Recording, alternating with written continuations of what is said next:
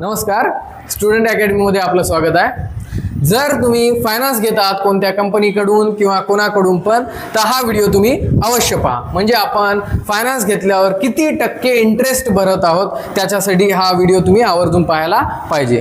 Clear आलं ना मग? लक्ष द्या।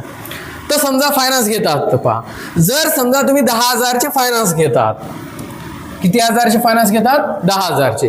तर काही लोक आपल्याकडून 1200 रुपये काढतात, म्हणजे आपल्याला 8,800 रुपये देतात आणि आपल्याला रोज 100 रुपये अशा पद्धतीने 100 दिवसामध्ये आपल्याला त्यांना 10,000 रुपये द्यायचे असतात। म्हणजे आपण घेत आहोत 8,800 आणि भरताना भरत आहोत 10,000। म्हणजे एक्स्ट्रा किती भरत आहोत, इंटरेस्ट किती देत आहोत आपण? तर 1200 रुपयाचा इंटरेस्ट देत आहोत।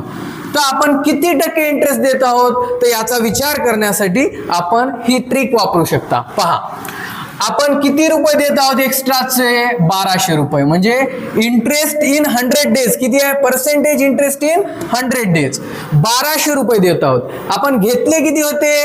8,800 रुपये। पर्सेंटेज मध्ये कन्वर्ट करण्यासाठी त्याला आपण 100 ने मल्टिप्लाय करत आहोत।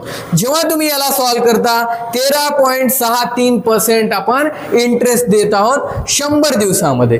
तर एका दिवसाचे इंटरेस्ट किती होईल? Interest per day 13.63 divided by 100। तर एका महिन्यात किती टक्के देत आहोत आपण व्याज? तर याला 30 ने मल्टिप्लाय केल्याच्या नंतर किती येते?